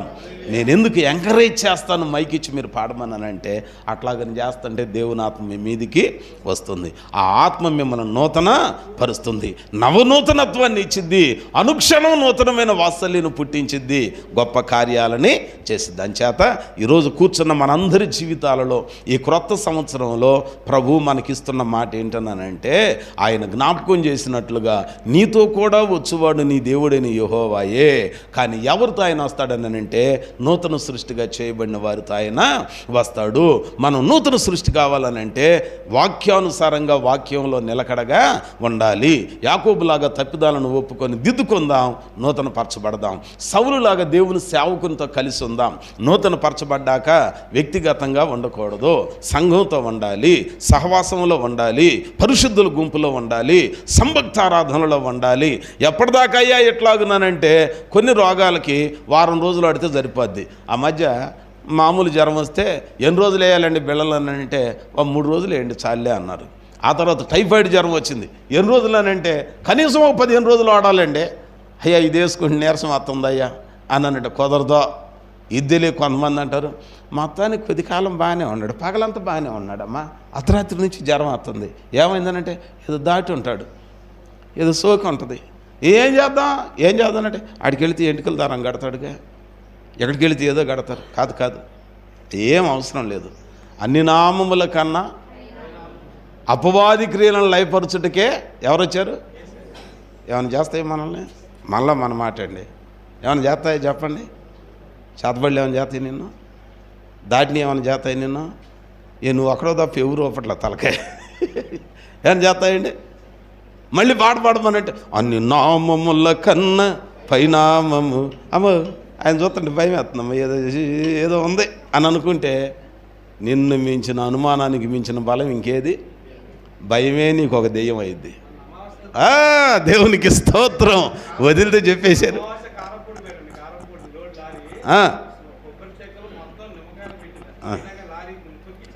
ఏసు రక్తం చేయం. స్తోత్రం చెప్పండి. భయపడొద్దు. భయము చెందకు భక్తుడా, ఓ భక్తుడా భయము చెందకు నీవు, భయము చెందకు నీవు, దిగులు చెందకు నీవు. కొంతమంది భయం వదిలిపెడతారు కానీ దిగులు పెడతారు అనవసరంగా. ప్రార్థనకి వెళ్ళా ఎలైజా గారు చెప్పకనే చెప్పాడమ్మా, భయపడొద్దు అన్నాడు. ఏమైందో, ఈరోజు ఏం జరిగిద్దో, అమ్మో మా ఆయనకి లేకుండా పోతాను, మా ఆడికి లేకుండా, పిల్లలకి లేకుండా పోతాను, దిగులు పడతా ఉంటారు. ఏందయ్యా 3 రోజుల నుంచి తింటలేదన్నానండి. ఏం లేదు లేవే, పిల్లలు జాగ్రత్తగా చూసుకో అంటాడు. ఈ దెబ్బకి ఆమె కూర్చొని ఎడుతూ ఉంటుంది. ఈ ఇంటిలో పాది భయం ఉండకూడదు. ఉంటే దేవునితో ఉంటాం, వెళితే దేవుని కవిగిల్లో. స్తోత్రం చెప్పరే. ప్రాణాలకు తెగించారు ఆది అపోస్తలులు. అందుకనే వాళ్ళు వస్తుంటే వాళ్ళని చూసి, అమ్మో భూలోకమును తలక్రిందులు చేయవారు ఈ చోటికి నీ వచ్చిద్దరు బాబు, ఇంకేమన్నా అందరూ ప్రార్థనోళ్ళు అయిపోతున్నారన్నారని. మనం వెళితే పెట్టుకో, ఎన్ని సంఘాలు అయినా పెట్టుకో, ఎన్ని కోటాలు అయినా పెట్టుకో, మేము మారుతామా ఏంటి, మారనిస్తామా ఏంటి అని అంటాయంట. అట్ట కాదంట. క్రొత్త మనసు వచ్చింది. అంచేత ఈరోజున కూర్చున్న మనందరి జీవితాలలో మనం కూడా చేయాల్సిన పని ఏంటనంటే, క్రొత్త సృష్టిగా మనం చేయబడాలి. సౌలు దేవుని సేవకునితో సహవాసం చేశాడు. మనం కూడా సేవకునితో, తోటి విశ్వాసులతో, ప్రార్థన చేసేవాళ్ళతో కలిసి భేదాభిప్రాయాలు లేకుండా నూతన సంవత్సరంలో ఐకమత్యంతో ఉందాం. ఏంటంటే పాస్టర్ గారు, ఈ సంవత్సరంలో మీరు ఏమైనా భేదాభిప్రాయాలు చూసారా ఏంటంటే చెప్తున్నారు? పోనీ ఎవరు అని చెప్పారంటే పులిపేట మీద ఉండి చెప్తున్నా. నేను ఎవరు చెప్పినవి ఒకవేళ వింటానేమో కానీ ప్రసంగాలలో వాటిని అస్త్రాలుగా వాడటం నాకు అలవాటు లేదు. దేవుని సన్నిధిలోనికి వచ్చాక దేవుని అధీనానికి అప్పగించుకుంటా. ఏమన్నా ఉంటే దిగమింగేస్తాను, కడుపులో పెట్టుకుంటాను, ప్రభు సన్నిధిలో కన్నీరు కారుస్తా. ఆయన చెప్పాడని నీ మీద, నీవు చెప్పావని ఆయన మీద ఈ పులిపిట్ ఎక్కిన తర్వాత పనికిరావు. అందుకే అనేక మందికి ఈ మాటలు ఆదరణగా ఉంటున్నాయి. దేవుడు మాటలే రావాలి, దేవుడే వాడుకోవాలి. గాయపరచటం కాదు, గాయాన్ని కట్టేవిగా దేవుని మాటలు ఉండాలి. ఎందుకు నేను ఈ మాట చెప్తున్నానంటే, నేనైనా మీతో ఐకమత్యంగా ఉండాలి, మీరైనా నాతో ఉండాలి, మనందరం ఒకరితో ఒకరు ఐకమత్యంగా ఉండాలి. హెచ్చుతగ్గులు అనేవి ఏవి ఉండకూడదు. ఆ రోజు మీరు పాదపరిచర్య చేశారంటే పైకి నవ్వుతా ఉన్నాను, కానీ మన పిల్లలు అమ్మాయిలు తీసుకెళితే కంటి నిండా కన్నీళ్ళు అటుకుని గుండె నిండా ఒక ఆనందం. ఈ లోకంలో అన్ని ఉద్యోగాల కన్నా ఒక శ్రేష్టమైన ఉద్యోగం, కడుపు గాలిన పస్తులు ఉన్న నిందలు పడ్డ ఘనమైన ఉద్యోగం దేవుని సేవ. అందుకనే మాసిలమ్మని అయ్య గారు అంటారు, దేవదూతలకు తక్కని భాగ్యం దుమ్ము ధూళి మంటి పురుగులమైన మాకు నీ సువార్తను ప్రకటించే భాగ్యము ఇచ్చావయ్యా. ఎంత ఘనమైంది ఇది అని అంటాడు. ఎంత ఘనమైన పరిచర్య అండి. మధుర సేవ, మధురమైనది దేవుని సేవ. ఈ మధురంలో మారా అనుభవాలు ఉంటాయి, కానీ అది ఒకంత కొంచెమే, కానీ తర్వాత శాశ్వత కాలం మధురం అనేది ఉంటుంది. ఆ ప్రేమ ఐక్యతను కాపాడుకుందాం, ఒకరినొకరం ఓదార్చుకుందాం, నూతనత్వాన్ని సంపాదించుకుందాం. దేవునికి స్తోత్రం చెప్పండి, ఇంకోసారి చెప్పండి. ఇక నుంచి మనం దేవుని సన్నిధిలో ఒంటరిగా ఉంటే ప్రార్థన చేయాలి. జంటగా ఎవరైనా తోడైతే అందరం కలిసి దేవునిని స్తుతించేవారిగా ఉండాలి. ప్రవచించే వరం కోసం అడగాలి, ప్రేమ కలిగి ఉండటానికి ప్రయత్నం చేయాలి.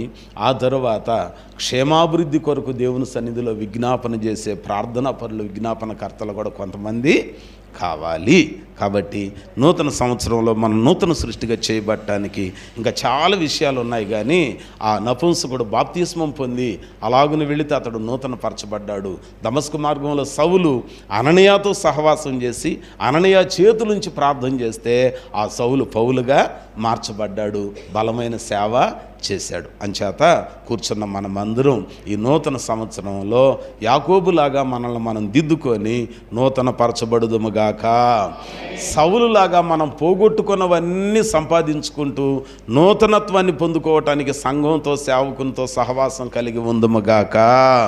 క్రొత్త నిబంధనలో ఉన్న సౌలు పౌలుగా మారటానికి అననీయ దగ్గరికి వెళ్ళినట్లుగా దేవుని ఉపదేశంలో మనం నిలిచి ఉందుముగాక. ప్రభు ఈ మాటలు మన వినికిడిలో ఫలింపచేయునుగాక. ప్రార్థన చేసుకుందాం, అందరం తలలు వంచుదాం, ప్రభు సన్నిధిలో ప్రార్థనలో ఏకీభవించుదాం, అందరం ప్రార్థనలో ఏకీభవించుదాం. ఈ దినాన విన్న వాక్యమును బట్టి ప్రభు సన్నిధిలో ఓ ప్రార్థన చేసుకుందాం. దేవాతి దేవుని సముఖానికి చేరిన మనం చిన్న ప్రార్థన చేసుకుందాం. ప్రార్థన, అందరం ప్రార్థనలో హృదయపూర్వకంగా వేడుకుందాం, హృదయపూర్వకంగా కోరుకుందాం. స్తోత్రం, స్తోత్రం. అందరం ప్రార్థన చేద్దామండి. ఒక్క నిమిషం. ప్రభువా, నూతన సంవత్సరంలో నన్ను నూతనపరచున ఆయన, క్రొత్త మనసును నాకు దయచేయ్యా, క్రొత్త ఆలోచన నాకు దయచేయండి అయ్యా.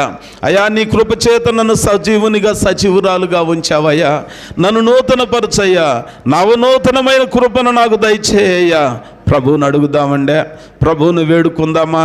మనసార ప్రభు సన్నిధిలో హృదయపూర్వకంగా కోరుకుందాం, వేడుకుందాం.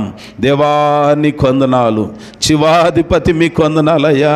మా స్థితిగతులు ఎరిగిన దేవుడు నాయన, నవనూతనమైన కృపతో మమ్మల్ని నింపే మా దేవుడవయ్యా.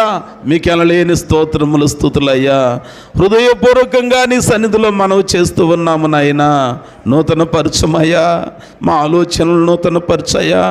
యాకోబు జీవితం వలె మా జీవితంలో కన్నీరయ్యా, కడగండ్లయ్యా, కష్టాలు నష్టాలు వెంటబడుతున్నాయ్యా. మీ సన్నిధిలోనికి వస్తున్నాము, కానీ ఎన్నో ఇబ్బందులు ఎన్నో బాధలలో ఉన్నామయ్యా. దయచేసి మమ్మల్ని జ్ఞాపకం చేసుకొను నాయన. దయచేసి ఈ సంవత్సరం మా జీవితాలను ఉద్ధరించండి నాయన. హృదయపూర్వకంగా ప్రభువుని వేడుకుందాం. దేవా, మీకు వందనాలు నాయన. దేవా, మీకు స్తోత్రములు నాయన. కృపగల దేవా, నీకే వందనాలు నాయనా, నీకే స్తోత్రములు నాయనా. ఎడారి త్రోవలో నే నడచినా, ఎరుగని మార్గములో నన్ను నడిపినా, నా ముందు నిలచిన జయవీరుడా, నా విజయ సంకేతమా.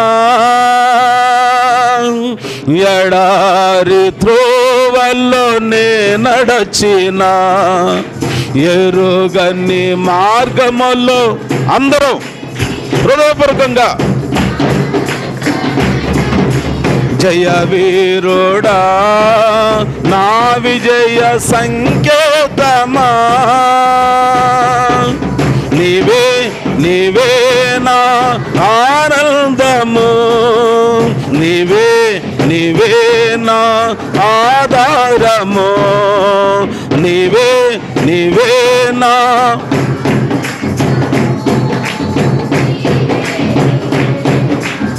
ఆధారము. సుమధుర స్వరముల గానాలతో వేలాది దూతల గళ్ళములతో కొనియాడబడుచున్న నా యేసయ్యా, నీకే నా ఆరాధన. కొనియాడబడుచున్న నా యేసయ్యా, నీకే నా మాదానందమే నాలో పరవశమే, నిన్ను స్తుతించిన ప్రతి క్షణం. మాదానందమే నాలో పరవశమే, నిన్ను స్తుతించిన సుమధుర స్వరముల గానాలతో వేలాది దూతల అందరం హృదయపూర్వకంగా కొనియాడబడుచున్న నా యేసయ్యా, నీ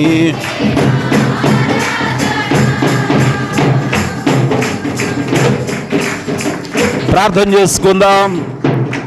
ఈ ఉదయకాల సమయంలో ఎడారి త్రోవలో నడిచిన మన పితరులకు దేవుడు తోడయ్యుండి, అరణ్యములో వారు విత్తనం వేయలా, నారు నాటలా, కోత కొయ్యలా, గరిసెలలో కూర్చుకోలా.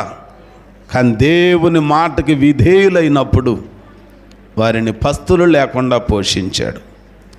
బండ నుండి మధుర జలాలను రప్పించాడు. ఆకాశము నుండి మన్నాను పంపించాడు.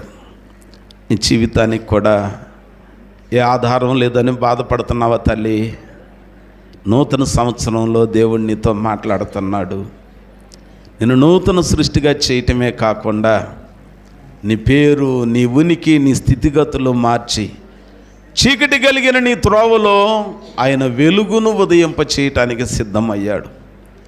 యెహోవా నగు నేనే నీతో కూడా వచ్చివాడనని దేవుడు జ్ఞాపకం చేస్తున్నమాట. నమ్మితే దేవుని మహిమను చూస్తాం. ఒక్క నిమిషం అడగవా ప్రభుని, ప్రభువా క్రొత్త మనసును దయచేయండి అయ్యా. జీవితంలో కన్నీరే నాకు అన్నపానాలు అవుతున్నాయ్యా. శ్రమ వెంబడి శ్రమ అయ్యా, కష్టం మీద కష్టమయ్యా.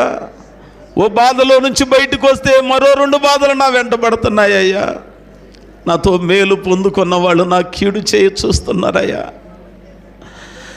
నా ద్వారా ఉపకారం పొందుకున్న వాళ్ళు నాకు అపకారం చేయటానికి చూస్తున్నారయ్యా. కానీ నీవు తోడుంటే వారిలో ఒంటరి అయిన వాడు 10 నన్న మాట నెరవేరిద్దయ్యా. నా కన్నీటిని తొడువయ్యా. అందరూ నన్ను విడిచిపెట్టినా నీవు నన్ను విడవని దేవుడవయ్యా. నా తల్లివి నీవే, తండ్రివి నీవే. భర్తిమై వేడుకొన్నట్టుగా గురిటివాడని, చూపులేనివాడని చులకనగా వదిలేసి దాటేసి వెళ్ళిపోతున్నారు. కానీ ఆయన కేక వేసిన తోడనే దాటిపోయిన వాడు వెనుదిరిగి వచ్చి ఆయనను దగ్గరకు పిలిచి ఆయనను బాగు చేసిన దేవుడు. దావీదు కుమారుడా నన్ను దాటిపోవద్దయ్యా, దావీదు కుమారుడా నన్ను దాటిపోవద్దయ్యా అని వేడుకుంటున్నాడు. నువ్వు కూడా ఈరోజు హృదయపూర్వకంగా ప్రార్థన చేసుకో. ప్రార్థన చేసుకుందాం. ఓ చిన్న ప్రార్థన నేను చేయబోతున్నా. మన కుడి చేతిని మన తల మీద పెట్టుకొని నిండు మనసుతో వేడుకుందాం. ప్రభువా, నూతన సంవత్సరంలో ఇదిగో నా కుడి చేతిని నీ చేయిగా మార్చుము నాయన. నా తల మీద ఉంచుకొని మనసారా వేడుకుంటున్నా. 2023లో నేను అనుభవించిన కష్టాలు, కడగండ్లు అన్నీ కూడా దూరం చేసి నాకు ఆశీర్వాదాన్ని దయచేయండి అయ్యా. నా త్రోవలో నాకు వెలుగును ఉదయింప చేయండి అయ్యా. నమ్మకంతో నువ్వు నీ కుడి చేతిని తల మీద పెట్టుకో. ఈరోజు దేవుడు నీ జీవితంలో అద్భుతం చేయబోతున్నాడు. ఈ క్షణం నుంచి దేవుడు నీ కన్నీటిని నాట్యంగా మార్చబోతున్నాడు. ఈ 2024 సంవత్సరం నీకు ఆశీర్వాదకరమైన సంవత్సరంగా మారబోతుంది. నిన్ను దూషించి నిన్ను తృణీకరించిన వారందరి ఎదుట నిన్ను తలగా నియమించబోతున్నాడు దేవుడు. యెహోవా దేవుడు నీతో ఉండి నీ కార్యములన్నీ సఫలం చేయబోతున్నాడు. హృదయపూర్వకంగా దేవుని సన్నిధిలో వేడుకుందాం. దేవుని ఆత్మ బలముగా నీ మీదికి దిగి రాబోతుంది. ఈ సంవత్సరంలో దేవుడు బలమైన సాహస కార్యాలు చేయబోతున్నాడు నీ ద్వారా. ఈ సంవత్సరంలో మనసారా నమ్మకంతో ప్రార్థన చేద్దాం. స్తోత్రం. హల్లెలూయా, హల్లెలూయా, హల్లెలూయా. పరిశుద్ధాత్మాభిషేకమా నీకు వందనాలు. శక్తి కలిగిన దేవా నీకు వందనాలు. ఆత్మాభిషేకమా దిగి రమ్ము. ఇది నాన్న నీవు అనేక మందిలను తాగుచున్నావు నాయనా. నీ ఆత్మవర్షము, నీ ఆత్మాభిషేకం అనేకుల మీదికి నజరేయుడైన యేసు నామమున ఇప్పుడే దిగి వచ్చునుగాక. గొప్ప దేవా నీకు వందనాలు. కార్యములను జరిగిస్తున్నారు మీకు వందనాలు. వీరి కన్నీటిని నాట్యంగా మార్చబోతున్నారు మీకు వందనాలు అయ్యా. వీరి కుటుంబాలలో పైకి నవ్వుతూ చెప్పుకోలేని వేదన శోధనలతో, కుటుంబంలో అనుమానపు పరిస్థితులతో వేదన అనుభవిస్తున్న తల్లులు ఉన్నారయ్యా. అయ్యా, ఇది నాన్న జ్ఞాపకం చేసుకోనండి. మీ బలమైన కార్యాలను జరిగిస్తున్నారు మీకు వందనాలు. మీ బలమైన కార్యాలు జరిగిస్తున్నారు మీకు స్తోత్రాలు నాయనా. అయ్యా, ఇది నాన్న మీరు తాగుతున్నారు. అనేక మందిని మీరు సంధిస్తున్నారు నాయనా. కొంతమంది ఎదిగిన పిల్లల విషయాలలో వారి వివాహాల పట్ల ఆలోచనలు కలిగి ఉన్నారు నాయనా.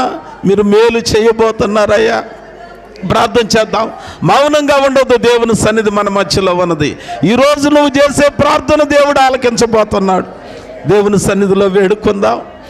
సిగ్గుపడక, బిడియపడక దేవుని సన్నిధిలో కన్నీరు కారుద్దాం. స్తోత్రం, స్తోత్రము నాయనా. దేవా మీకు వందనాలు. స్తోత్రములు నాయనా. పరిశుద్ధుడా, ప్రేమ కలిగిన మా తండ్రి, జాలి కలిగిన మహోన్నతుడా మీకు వందనాలు.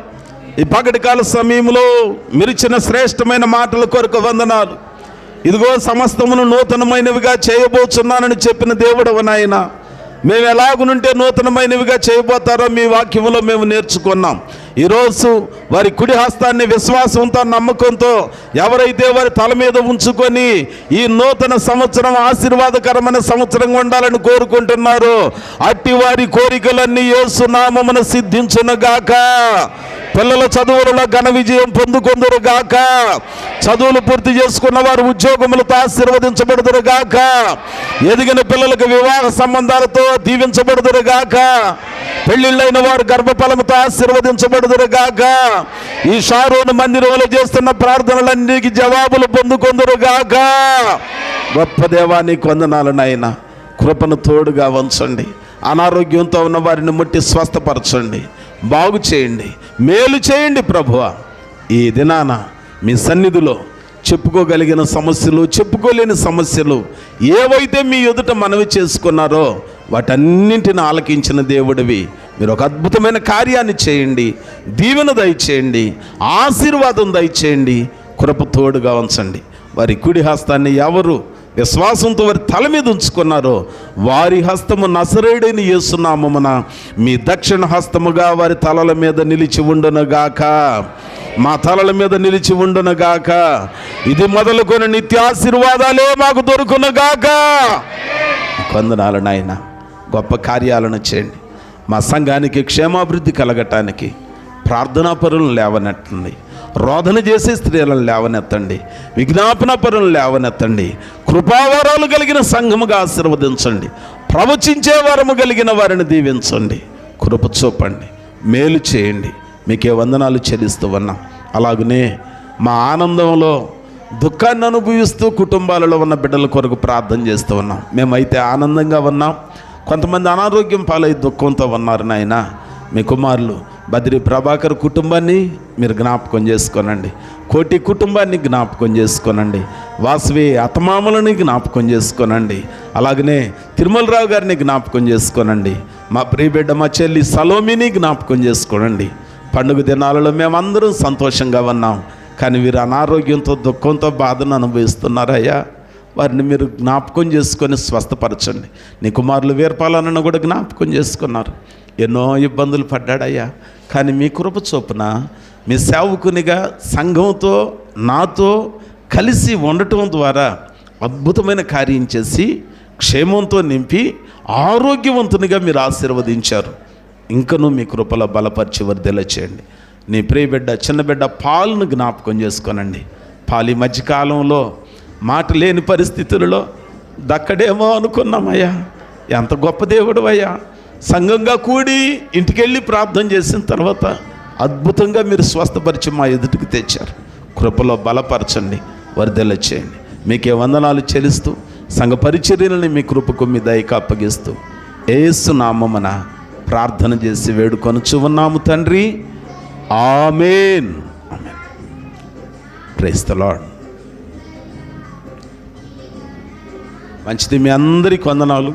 దేవుని సన్నిధిలో ఈ సంవత్సరం ఈ మొదటి ప్రసంగ మాటలని నమ్మకంతో గురిపెట్టుకొని ప్రార్థన చేయండి. దేవుడు మీ జీవితంలో మేలు చేయబోతున్నాడు. Praise the Lord. హల్లెలూయా. దయచేసి ఒక పాట పాడుతూ ఉండగా మన శ్రేష్టమైన